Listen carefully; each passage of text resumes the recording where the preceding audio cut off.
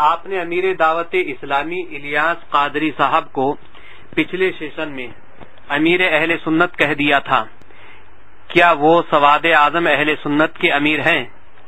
مجھے اس سوال پر بڑا تعجب ہے۔ میرا طرز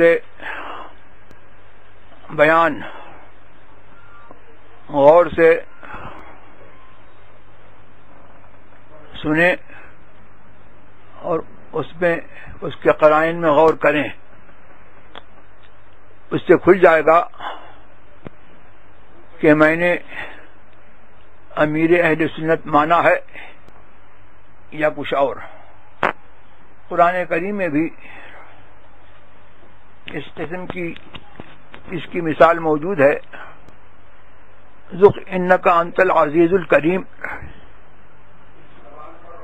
فرشتے کہیں گے کہ تو چکھ، بے شک تو ہی، ہاں تو ہی عزت والا کرامت والا ہے۔ تو کیا کوئی یہ کہہ سکتا ہے کہ فرشتوں نے عزت والا کرامت والا مان لیا؟ حضرت ابراہیم علی نبینا وعلیہ الصلوۃ والتسلیم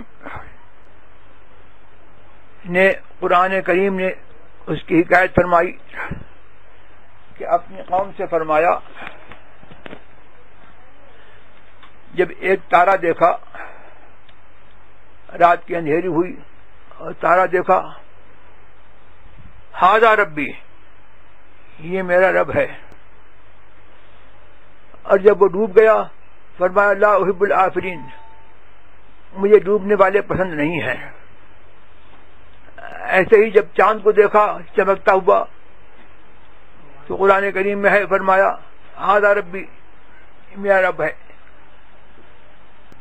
تو کیا کوئی یہ کہہ سکتا ہے کہ حضرت ابراہیم علی نبینا وعلیہ السلام نے اس تارے کو رب مان لیا، یا چاند کو رب مان لیا، یا سورج کو خدا مان لیا؟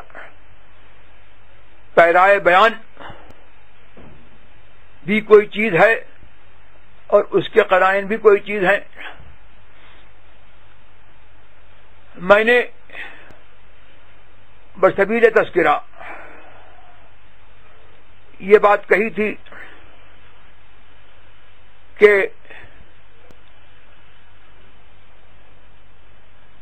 ٹی وی اور ویڈیو کے سلسلے میں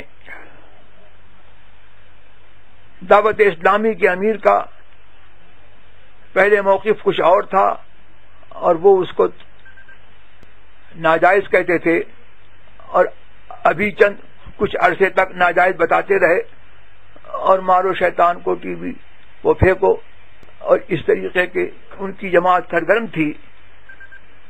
اس پر میں نے یہ سوال اٹھایا تھا کہ اب میں نے ان کا ایک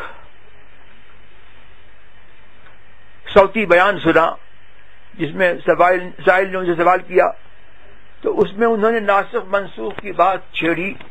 تو میں نے پوچھا تھا کہ آج کون سا ناسخ جدید ان کو مل گیا کہ جس کی بنا پر پچھلا حکم جو ہے منسوخ ہو گیا؟ اس طور پر میں نے وہ کہا تھا